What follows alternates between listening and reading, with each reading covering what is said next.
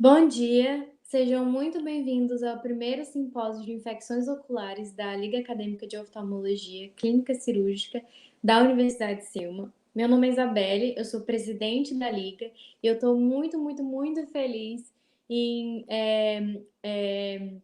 agradecer a presença de vocês e que vocês estarem aqui conosco.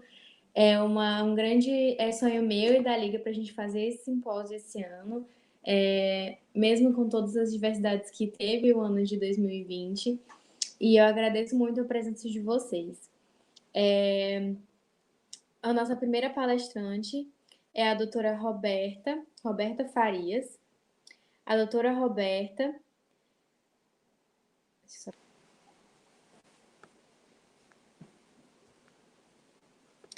Doutora Roberta é especialista em córnea, catarata, cirurgia refrativa e ultrassonografia ocular pela Unifesp, o Devers Eye Institute. Ela é doutora em ciências ciências da visão da Unifesp, preceptora da residência em oftalmologia do setor de córnea do Hospital Universitário da UFMA e diretora médica do Banco de Olhos do Hospital Universitário UFMA. Bom dia a todos. Bom dia, Bom dia. É um prazer mais uma vez estar aqui falando para vocês.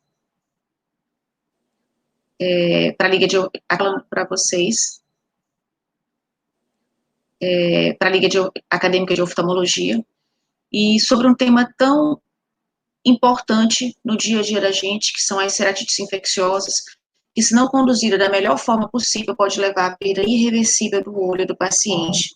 Então, seria uma aula, até um alerta para vocês sobre como conduzir, como diagnosticar uma doença tão importante que pode representar a perda da visão do paciente. Muito obrigada por fazer parte, do nosso simpósio, e eu passo a palavra para você. Bom dia, obrigada mais uma vez pelo convite. Então, vamos falar um pouquinho sobre ceratites infecciosas. Como eu já havia dito, as ceratites infecciosas, ou úlceras de córneas, é um tema bastante importante por ser responsável por uma perda de visão irreversível do paciente se não diagnosticada e conduzida corretamente e precocemente. Fazendo uma breve revisão sobre a anatomia da córnea, né? A gente sabe que a córnea é essa estrutura transparente que recobre a íris, que é o colorido do olho, que a gente chama, e manda a imagem para a retina. Se eu pegar essa mesma córnea e colocar debaixo de um microscópio, eu sei que ela tem 5 camadas: o epitélio, a camada de Baumann, o estroma, a DCM e o endotélio. Quando existe uma úlcera de córnea ou uma ceratite infecciosa, existe uma perda da integridade dessa córnea, ou seja, ela vai haver uma ulceração, uma escavação nessa córnea, que pode acometer apenas uma desepitelização, o epitélio, mas quando ela se torna uma úlcera, ela já acometeu o estroma, a DCM, e às vezes pode até perfurar a córnea por completo do paciente. Então, quando ela acomete apenas o epitélio e estroma, como nessa situação, aqui a gente consegue ver um afinamento bem discreto no centro da córnea, onde a gente já teve um comprometimento do epitélio, do estroma, inclusive com a exposição da DCM, e aqui ocorreu uma perfuração, ou, nesse caso, o paciente chega para a gente já com uma completa extrusão de todo o conteúdo ocular. Quase todas as fotos que eu vou colocar aqui são fotos de pacientes nossos, ou vídeos de pacientes nossos, para poder tentar falar um pouquinho melhor sobre a história de cada um deles, né? Então, sobre a ceratite infecciosa, o olho está em contato com o meio ambiente, então a gente tem contato diariamente com bactérias e fungos que podem entrar em contato com o nosso olho, certo? Mas a gente tem mecanismos de defesa do nosso olho que está localizado na lágrima. Então, a lágrima, ou o filme lacrimal, que ele é constituído de uma camada de lipídios e uma camada aquomucosa, são responsáveis, junto com a inervação do olho, de manter a integridade do epitélio e de possuir proteínas nesse filme lacrimal, como as imunoglobulinas e os complementos, ou enzimas, lisozimas, lactoferrina, ceruloplasmina, que são responsáveis por degradar bactérias que seriam nocivas, bactérias ou fungos que seriam nocivos para o olho. Então, a lisozima, por exemplo, ela é capaz de se ligar à parede celular da bactéria, quebrando essa cadeia de peptidoglicanos, destruindo assim a bactéria. Lactoferrina e ceruloplasmina é capaz de ligar íons metálicos da bactéria, ajudando assim que ocorra a fagocitose, a destruição dessas bactérias.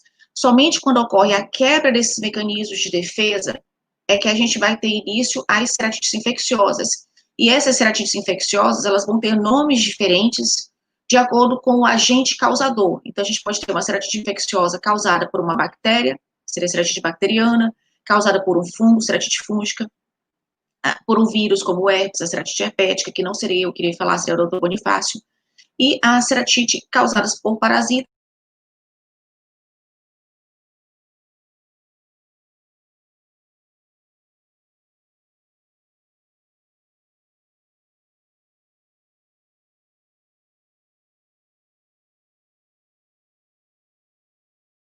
4.000, cerca de 8.800 praticamente, são devidos a ceratites infecciosas.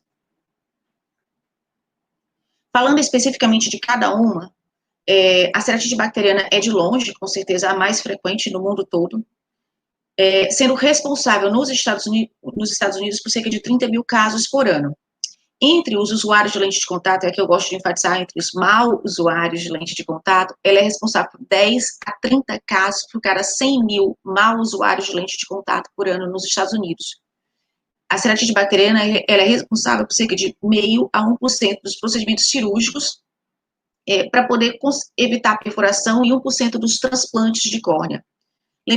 Devendo lembrar que existem bactérias que não precisam ter aquela disrupção epitelial para poder penetrar, como a Neisseria gonorreia, Corynebacterium diphtheria, Listeria monocytogenes, Haemophilus influenza e Shigella sonei. Então, a gente precisa, para ter a infecção bacteriana ou infecção fúngica, a gente precisa ter uma quebra dos mecanismos de defesa, e no caso da ceratite bacteriana, especificamente, alguns fatores predisponentes que vão ser similares aos demais fatores das outras infecções. Dentre os fatores predisponentes para a ceratite bacteriana, a gente se lembra sempre do mau uso da lente de contato. Mau uso da lente de contato, como assim? A lente de contato é uma adaptação médica feita pelo oftalmologista. Às vezes, o paciente ele vai pegar aquela receita do óculos e ele acha que ele pode comprar uma lente de contato na internet. Não é uma camisa M que serve para todo mundo. A lente de contato ela é adaptada. Tem lentes que vão ser mais planas, tem lentes que vão ser mais curvas. Então, a mal adaptação pode predispor a esse tipo de infecção, ao ponto de que 20 a 40% das infecções bacterianas que existem na córnea são devidas a esses mal usuários de lente de contato, ou porque compraram uma lente que não deveria servir para ele, ou porque, na maior parte das vezes, querem limpar a lente de contato com soro fisiológico, ou banho no mar, piscina, e acham aquilo lá super normal. Ter contato com a água e a lente de contato. O trauma ocular também é um fator importante para as ceratites bacterianas, assim como as doenças da superfície ocular. Por que doenças da superfície ocular? Porque elas, nessas doenças como pênfilo ocular cicatricial, a síndrome de Stevens-Johnson, ceratoconjuntivite atópica, outras doenças como anestesia pós-herpes, exposição crônica, pacientes que têm exposição crônica, retração palpebral, com exposição crônica do globo ocular, doenças do colágeno, todas elas vão levar a uma alteração do filme lacrimal. Quando eu altero o filme lacrimal, eu perco a integridade daquele epitélio. Então, esse paciente ele vai ter uma maior chance de metaplasia escamosa. Então, ele vai alterar o formato e a função do epitélio, facilitando, então, essas infecções. Diabetes. Todo mundo sabe que um diabetes mal controlado facilita a infecção. Assim como o uso de corticoides tópicos, imunossupressores sistêmicos, uso de cocaína, crack e anestésico, porque eles alteram, eles causam uma toxicidade neuronal. A gente sabe que um dos fatores que mantém a integridade da córnea seria o quinto par craniano, né, o trigêmeo. Então, nesses usuários de crack, cocaína e anestésico, pode ocorrer uma toxicidade neuronal dos nervos, com isso comprometendo a integridade da córnea. Dentre as ceratites bacterianas, a maior parte no mundo todo vai ser por ceratites bacterianas por bactérias gram-positivas. Por quê? Porque elas estão naturalmente presentes na pele da gente. Dentre essas gram-positivas, se destacariam os cocos gram-positivos, o Staphylococcus aureus, o coagulase negativo, o Streptococcus pneumoniae e o Streptococcus viridans.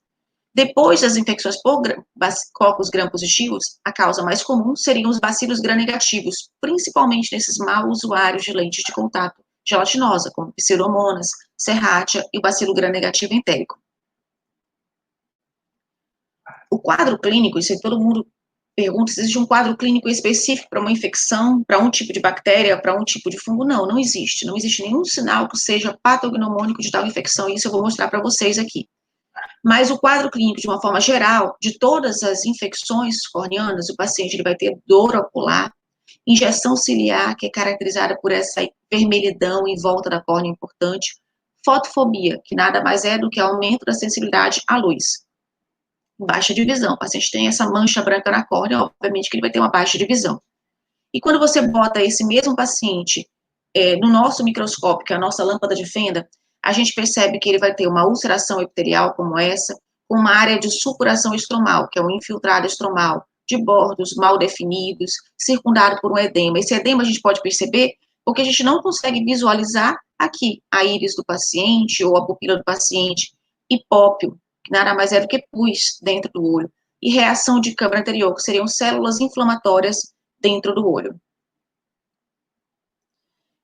E aí a gente vai entrar em alguns sinaizinhos que podem falar a favor de tal infecção. E eu vou mostrar para vocês em todos eles que existem pacientes que se infectam, que tem aquele sinal clássico, como esses aqui, pacientes nossos que tiveram o sinal clássico do infiltrado por Staphylococcus aureus, mas pacientes que não têm esse sinal clássico.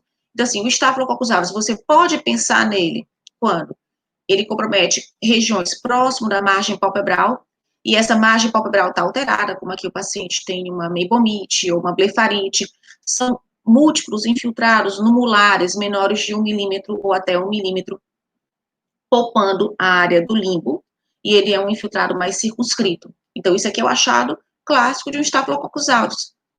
Mas olha aqui, esse aqui também foram pacientes nossos que tiveram infecção por Staphylococcus aureus. Mesmo assim, então, ele tem um infiltrado muito maior, ele não está na margem palpebral, um infiltrado muito maior ainda, com pus dentro do olho, infiltrado maior ainda. Então, todos eles foram para o Staphylococcus aureus. O Staphylococcus coagulase negativo, se você for pegar a descrição na literatura, ele fala muito de uma infecção lenta, um infiltrado pequeno, com uma reação de câmara anterior leve. Mas eu tenho que fazer a cultura para descobrir que infecção que é essa. E nesse caso, que esse meu paciente, isso aqui não fala nada a favor de um Staphylococcus coagulase negativo, certo? Por quê? Porque ele teve uma infecção muito mais agressiva. Daí porque ser mandatório você não só avaliar clinicamente o paciente, como você fazer a cultura desse paciente. O Streptococcus, se vocês abrirem, vocês são acadêmicos, se vocês abrirem qualquer livro de cirurgia, vocês sabem que o Streptococcus, ele vai ocorrer, em geral, após 3 dias de um trauma ou de uma cirurgia, porque ele é uma infecção secundária, a partir de uma bactéria presente na pele da gente. E aqui foi uma paciente, teve uma infecção, o infiltrado apareceu cerca de 2 dias após um trauma. É um infiltrado mais profundo, ele costuma ter uma reação de câmara mais severa. Olha aqui, ó, nesse momento que ela veio para mim no consultório, eu não conseguia ver a pupila dela, eu não conseguia ver detalhes da íris, mas logo depois do tratamento ela evoluiu bem.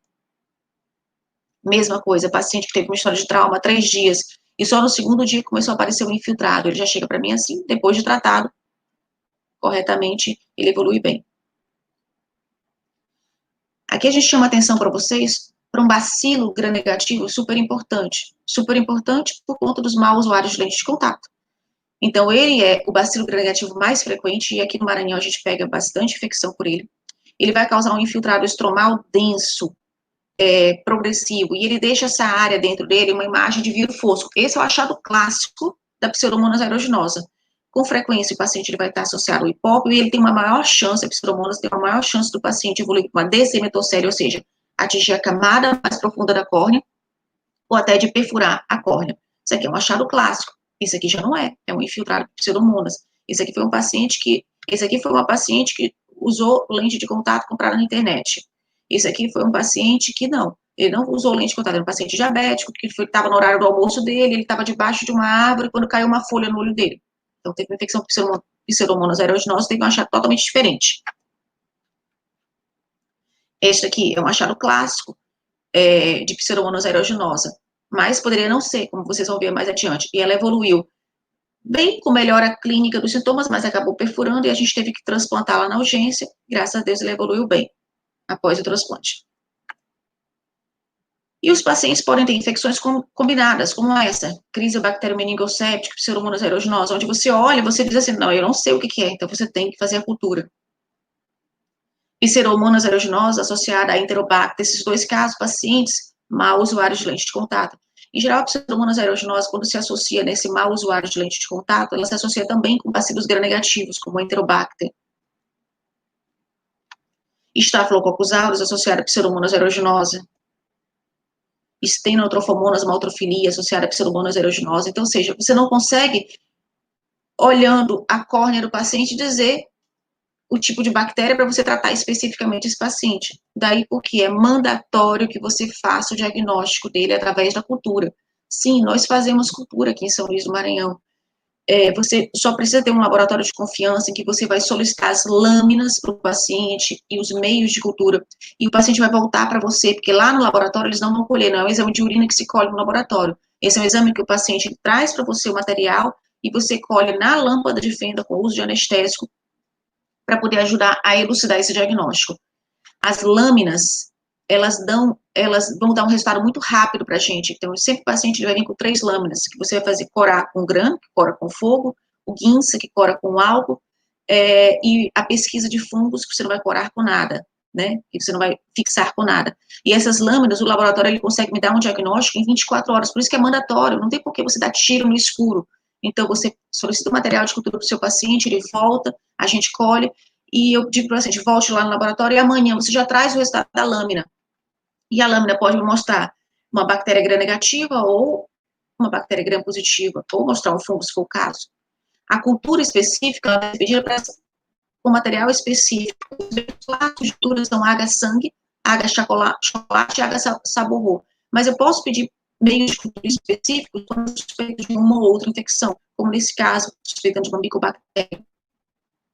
No H-sangue vai crescer mais a pseudomonas aeruginosa, a maior parte das bactérias, Staphylococcus epidermidis e Streptococcus pneumoniae. No H-chocolate vai crescer quem? Hemófilos influenza, Neisseria meningitidis.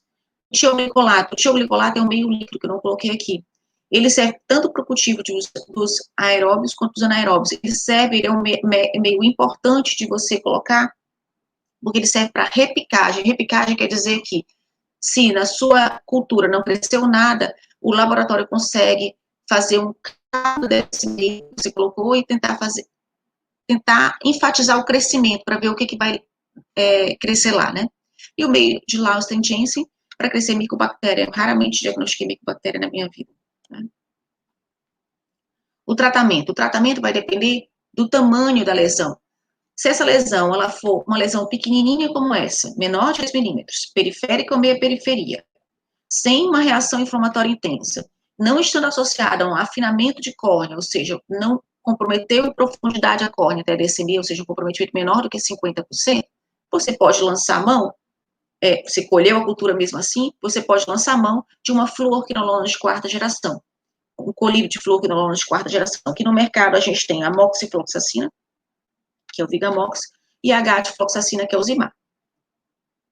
Mas quando você tem uma úlcera maior de 2 milímetros, ela é da região central, como aquelas todas que eu mostrei antes para vocês. Ela compromete mais de 50% da profundidade da córnea. Você colhe a cultura e você pode entrar empiricamente com os antibióticos para gram positivo e gram negativo, que seriam a cefaloxina mais gentamicina, até sair o resultado da lâmina. Então, são antibióticos fortificados. Como assim fortificados? Eles não estão disponíveis em farmácia. Você não vai entrar lá, não vai comprar lá na Pague Menos. O paciente ele vai ter que manipular esse medicamento. Aqui em São Luís, mesmo as farmácias de manipulação. Aqui em São Luís, a gente usa muito dos trabalhos da alquimia. Eles vão manipular esse colírio em câmara de fluxo laminar numa concentração bem maior do que a usual. Por exemplo, a tobramicina, que é para gram negativo, ela existe, o colírio Tobrex, no mercado, ele é na concentração de cerca de 3 miligramas por ml. Quando eu manipulo a tobramicina, ela vai para uma concentração de 14 miligramas por ml, ou seja, ela é uma concentração muito maior do que o normal, e ela não tem conservante, para não se tornar tóxica para o olho do paciente, porque senão o paciente ele vai ter que usar de hora em hora, 6 da manhã, 7, 8, 9, e assim vai, para tentar salvar aquele olho. Certo, você entrou empiricamente com a cefalotina mais gentamicina ou amicacina, até sair o resultado, pelo menos, da lâmina. A lâmina já me apontou que é um gram positivo, fique só com a cefalotina ou cefazolina, não tem por que o paciente continuar com a amicacina. Se ela me apontou que é um bacilo gram-negativo, enquanto você aguarda a cultura final, o teste de sensibilidade ao antibiograma, mantenha só a gentamicina ou amicacina ou ceftazidima, enquanto aguarda o antibiograma. Se ele mostrou que tem um corpo gram-negativo, também o ceftazidima. Se ele mostrou que tem uma micobactéria, você vai utilizar a amicacina. Então, diante de uma úlcera de córnea, avalie as características clínicas para ver se vai lhe dar uma luz, para saber o que é. Colha a cultura sempre, porque você não vai ter, você vai minimizar a chance de você errar, para você diminuir a chance desse paciente perfurar a córnea e precisar de um transplante de urgência. Colheu a cultura e entre com um antibiótico específico, seja uma fluoroquinolona de quarta geração, quando é uma infecção pequena, seja um antibiótico fortificado, a cefalotina associado à amicacina. E sempre peça o teste de sensibilidade da bactéria ao antibiótico, porque quando chegar esse teste de sensibilidade específico, você vai tratar com um antibiótico específico. Não tem porquê ela ser resistente à amicacina e você insistir na amicacina. Mude, porque ela é sensível a ceftazidima. E assim vai. E aí você consegue tratar corretamente pacientes como esse, paciente com estafilococcus aureus, uma úlcera central. Tratamos com cefalotina, evoluiu bem. Paciente tem visão boa, não precisou de transplante. Paciente, outro com estafilococcus aureus. Você vê que fugiu, não é na margem palpebral, mas é um infiltrado grande, denso. Evoluiu bem só com tratamento com cefalotina. Outro paciente, pós-trauma eu poderia pensar em streptococcus, mas não era streptococcus, estafilococcus aureus. Tratamos corretamente, evoluiu bem. Estafilococcus coagulase negativo. Olha a cara desse estafilococcus. É ou não é uma cara de uma pseudomonas aeruginosa? É a cara de uma pseudomonas aeruginosa. Você tem que fazer cultura e tratar corretamente, o paciente evolui bem. Não precisou de um transplante de urgência. Ou a pseudomonas aeruginosa. Não tem diferença entre esse slide e esse aqui. É praticamente o mesmo olho, certo? Mas não, foram infecções diferentes. Nesse caso, a pseudomonas aeruginosa, como eu falei antes, ela tem maior chance de perfuração. E ela realmente tinha uma microperfuração. Acabou indo para transplante de córnea de urgência. Em 2008, foi liberado no Brasil o uso do CrossLink, certo? O CrossLink, a gente falou naquela aula passada em ceratocone, que a gente utiliza para enrijecer a córnea do paciente portador de ceratocone para impedir que esse paciente, a longo prazo, vá para o transplante de córnea.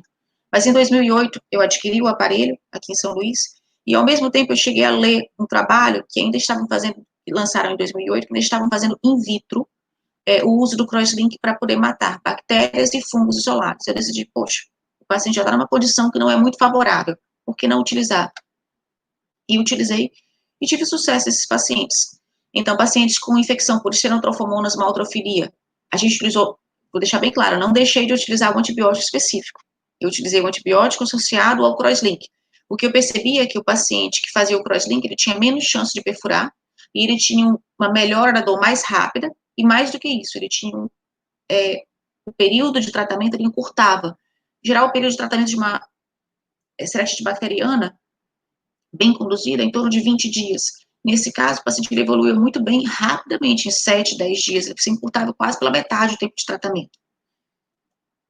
Nesse outro paciente com estafilococcus aureus, uma infecção grande, com grande chance de perfurar, a gente fez o crosslink, até ajudou a vascularizar a córnea dele. Esse outro, Streptococcus pyogenes, fez o crosslink, não perfurou o paciente e evoluiu bem. A gente teve inúmeros outros casos. O antibiótico sistêmico, a gente pode utilizar o antibiótico sistêmico, na literatura está preconizado em duas situações. Quando o paciente ele tem um acometimento da esclera, como nesse caso, tem uma esclerite nodular, paciente nosso, você pode utilizar um antibiótico sistêmico, de preferência, quando tem esclerite, é um antibiótico sistêmico ou endovenoso, pedir para o paciente internar para fazer um antibiótico sistêmico endovenoso, ou infecções hidroculares. E eu utilizo muito nas infecções por lente de contato, por elas serem, na maior parte das vezes, por pseudomonas aeruginosa, por elas serem mais agressivas, com maior chance de perfuração, eu gosto de utilizar a ciprofloxacina nesses pacientes. O que eu consigo diminuir a chance desse paciente perfurar, porque quando perfura, ele vai para transplante de córnea.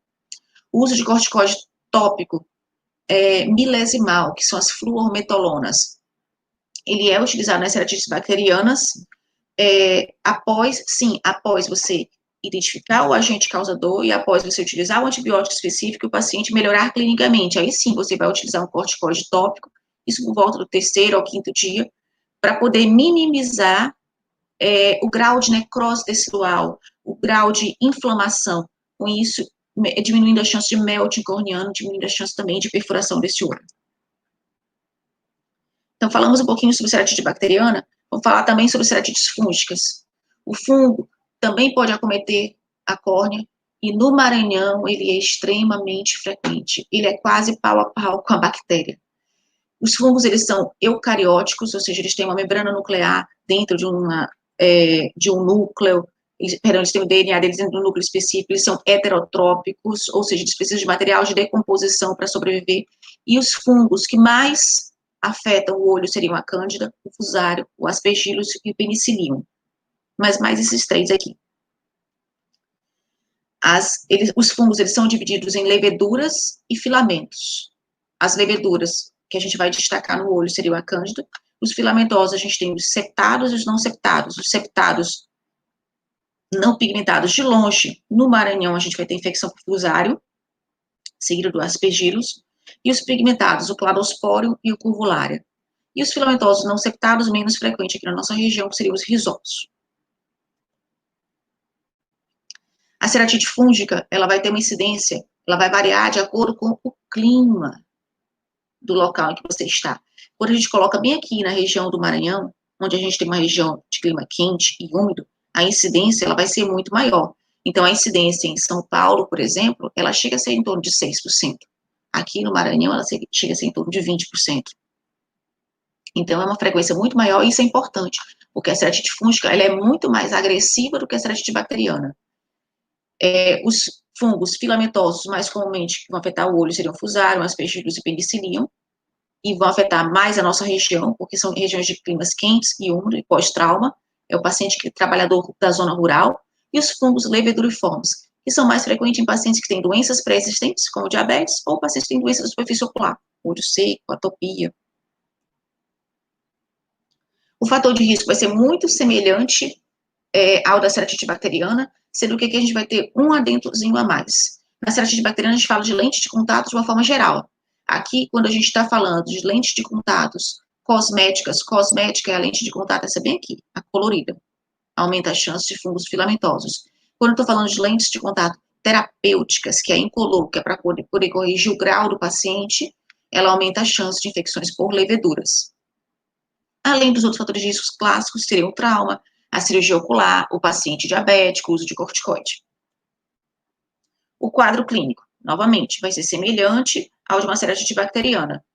O paciente que tem uma sensação de corpo estranho, que dura vários dias, com evolução lenta da dor, ele vai ter uma injeção conjuntival, um defeito epitelial, o infiltrado estromal ele vai ser mais profundo, e com frequência ele está mais associado ao hipópio. A úlcera fúngica, ela costuma ser mais lenta, ela vai evoluir mais lentamente, ela é mais difícil de tratar, porque ela cria uma verdadeira crosta sobre a córnea. Mas ela tem algumas características, como, por exemplo, ela pode ter múltiplos infiltrados, são aqueles infiltrados satélites que a gente chama. Ela é uma lesão de fundo seco, esbranquiçado. Nesse caso aqui, uma infecção por fusário. Aqui você vê os múltiplos infiltrados e as bordas hifadas da lesão. Quando eu digo essa lesão de fundo seco, é isso aqui, existe um plastrão branco, endurecido, que se forma sobre a córnea do teu paciente, e que você vai ter que debridar para fazer a cultura, e muitas vezes tem que debridar a cada 3 dias para poder o antifúngico penetrar. Novamente, o infiltrado de fundo mais seco, aqui a gente nem consegue dizer se isso aqui é uma bactéria ou que é um fungo, daí porque é importante você fazer a cultura desses pacientes. Então, a gente falou das 3 lâminas, 2 seriam para as bactérias e uma, que é o PFU, vem para pesquisa de fungos. Só a lâmina, ela já me dá um diagnóstico de 80%. Então, em 24 horas eu consigo já dizer se aquilo é uma bactéria ou um fungo, para tratar especificamente. O meio de cultura seria o H. saborro, mais específico, que é o crescimento de fusário, que é o crescimento da cândida, e o tioglicolato, que é um meio líquido, e que eles aumentam as chances, os dois juntos, de 90% do diagnóstico da infecção fúngica. Certo. Diagnostiquei que foi um fungo e vou tratar especificamente esse meu paciente. Na infecção fúngica, como ela evolui muito mais facilmente para perfuração, E ela é até, se vocês extrapolarem para uma unha que tem pus, uma unha que tem, perdão, que tem infecção fúngica, você vê que ela é mais difícil de tratar, então, nesse caso, com mais frequência, a gente utiliza o antifúngico sistêmico, no caso, seria o cetoconazol ou o fluconazol. E o tratamento sempre com os colírios fortificados, feitos na farmácia de manipulação, que fazemos também aqui em São Luís, a anfotericina B. A gente só não consegue em São Luís a natamicina ou primaricina, mas a anfotericina B e o fluconazol a gente consegue fazer. São pacientes que vão utilizar esses colírios fortificados, na concentração de 0,15% no caso da anfotericina B, e que você vai ter que vigiar esse paciente a cada 3, 5 dias. Por quê? Porque ele vai criar aquele plastrão por cima da córnea, que torna difícil a penetração do antifúngico, você vai ter que debridar uma agulhinha para poder facilitar a penetração do antifúngico. As injeções subconjuntivais ou subtenonianas, elas são reservadas para os casos de esclerites ou endoftalmites, e no caso, o miconazol, não fazer subconjuntival de anfotericina B. Anfotericina B você pode até lançar a mão, desde que seja subtenoniana.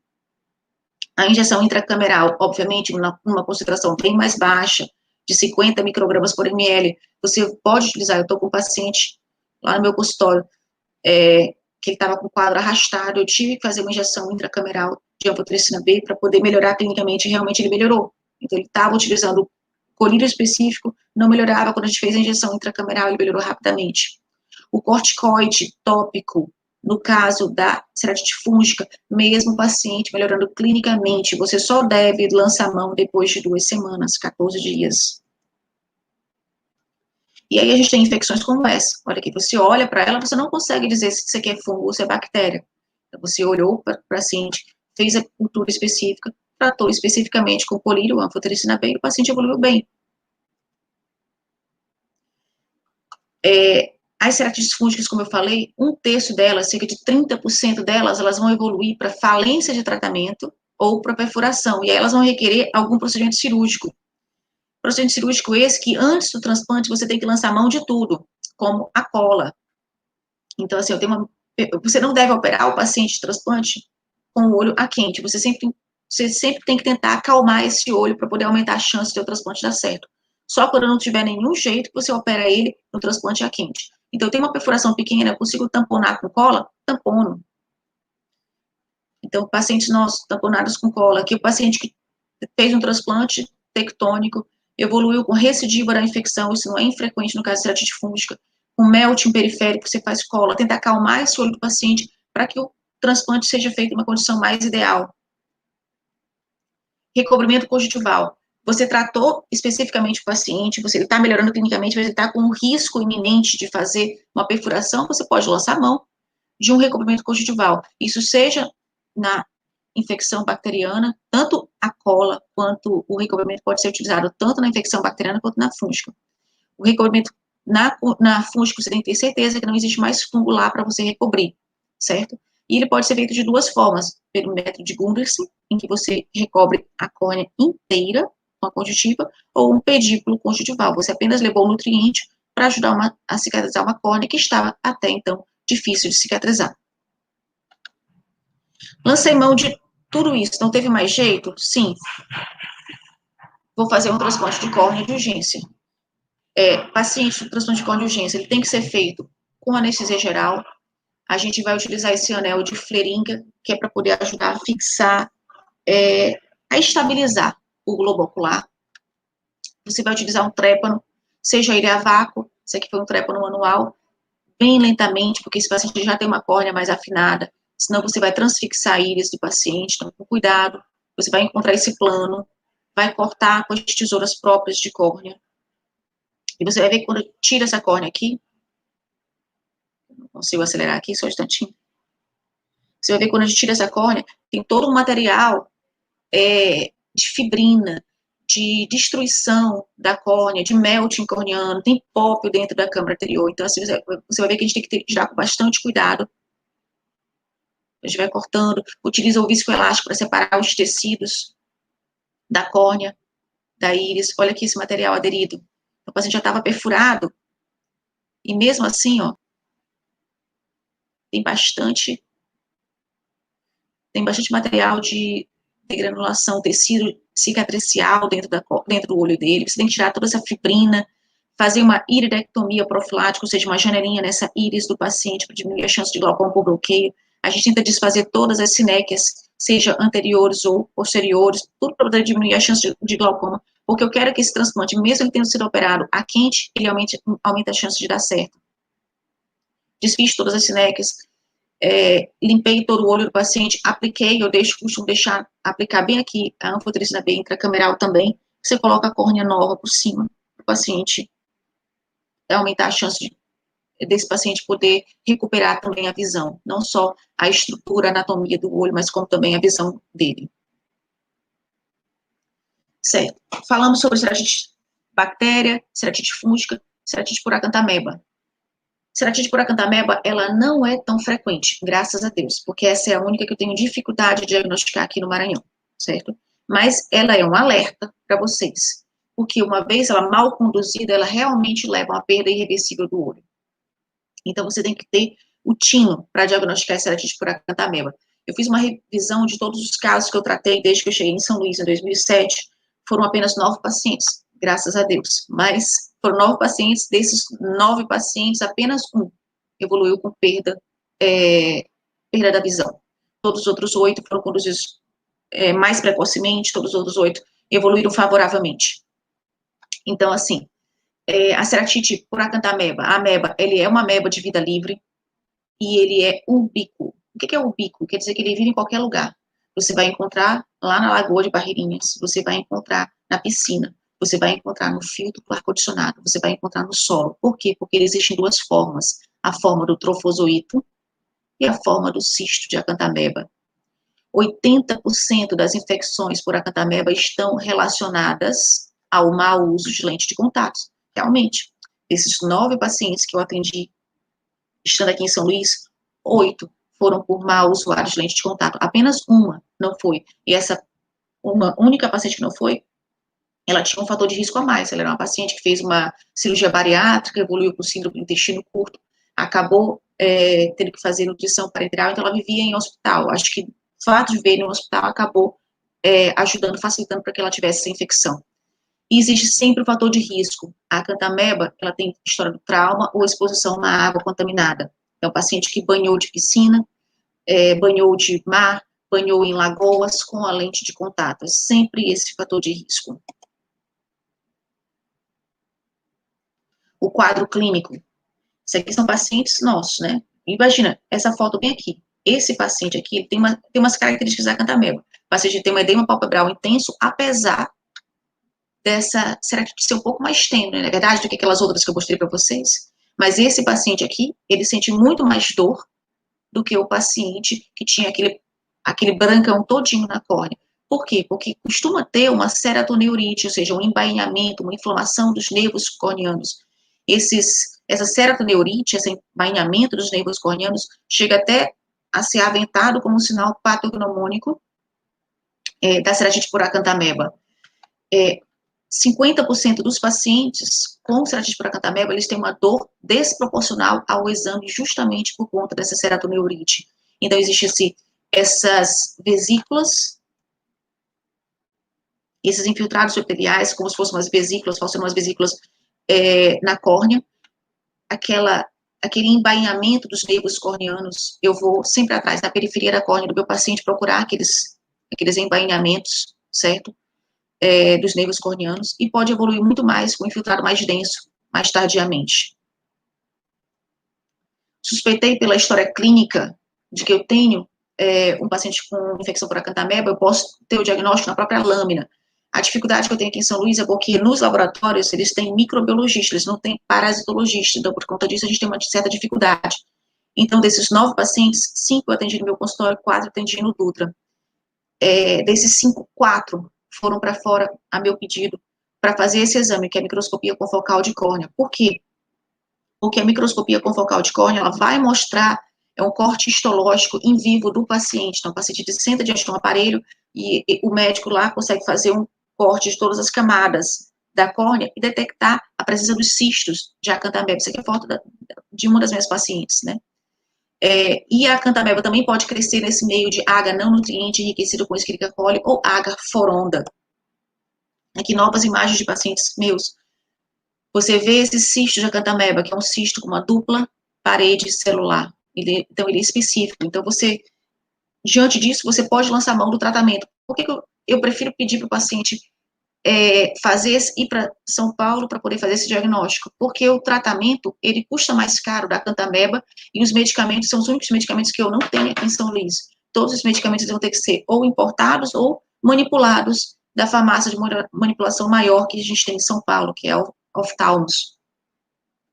E o tratamento ele vai ser sempre mais eficaz quando ele é instituído nas primeiras 4 semanas. Essa única paciente que eu falei, que ela evoluiu para uma visão de sem percepção de luz, ela demorou próximo disso, de mais do que 4 semanas para poder diagnosticar, porque ela não queria ir para São Paulo, porque não tinha condições de ir, porque ela não queria fazer o tratamento com um colírio específico, que lhe custava mais caro, e a gente fazia várias e várias culturas, e as culturas vinham negativas, e eu dizia, olha, só pode ser a Cantameba.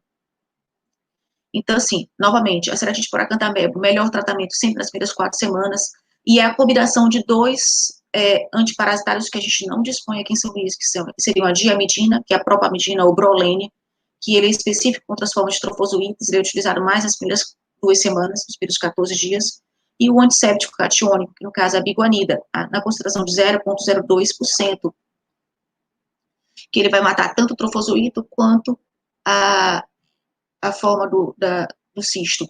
Graças a Deus que pelo menos a biguanida a gente consegue produzir aqui no Brasil. A gente só tem que trazê-la de fora de São Paulo. Até alguns anos atrás, preconizava o uso do cetoconazol oral também para esses pacientes. Hoje em dia ele já caiu em desuso. Então, novamente, o tratamento específico com esse medicamento importado, associado à biguanida. O transplante, ele só deve ser feito quando ocorre falha no tratamento e após 4 meses do quadro, ou quando o paciente evolui com midríase, sinéquias, catarata e glaucoma, que é uma síndrome mais específica da acantameba.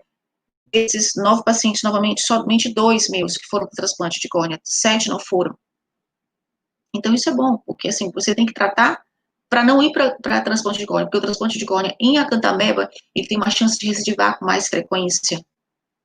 Então, esse aqui é o paciente diagnosticado precocemente, ele veio logo na primeira semana do quadro, já tinha usado de tudo comigo, diagnosticou precocemente ele, e ele tem visão de 20/20. Só para finalizar, ceratite infecciosa, ela vai mudar de acordo com a região. Isso aqui eu peguei um trabalho da Escola Paulista de Medicina, em que eles fizeram uma pesquisa acho que foram 4 anos, em 2.049 pacientes. Eles perceberam bactérias em 1.489, ou seja, 70% das culturas dele eram por bactérias, e apenas 7% por fungos. Já a realidade, nossa, é totalmente diferente. Esse aqui foi um trabalho que eu fiz dos prontuários do meu consultório, e esse aqui foi que uma residente nossa fez dos prontuários do Dutra.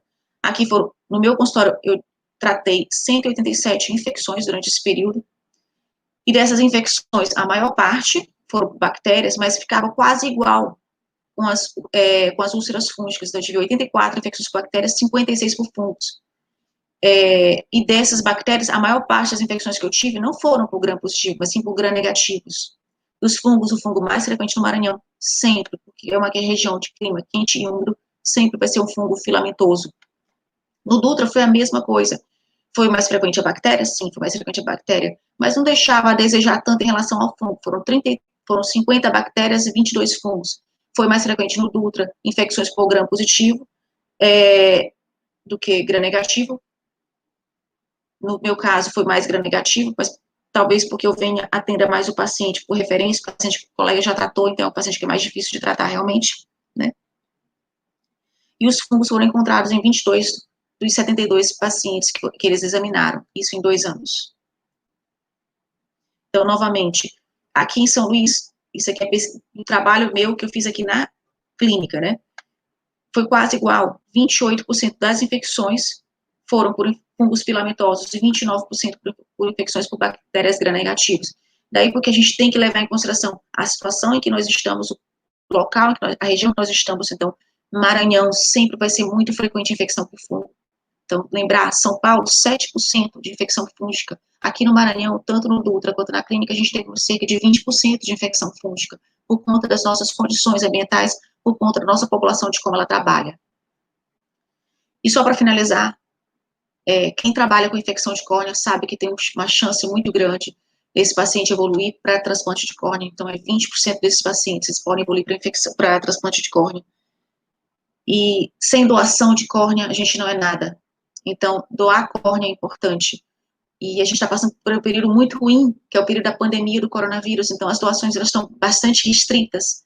Mas sempre se lembrar que uma doação pode fazer 2 pacientes voltarem a enxergar. Uma doação não só pode fazer 2 pacientes voltarem a enxergar, como pode salvar o olho de um paciente desse que estava perfurado, para impedir que ele não vá para evisceração ou cegueira, nesse caso. Muito obrigada. É só isso que eu tinha que poder falar.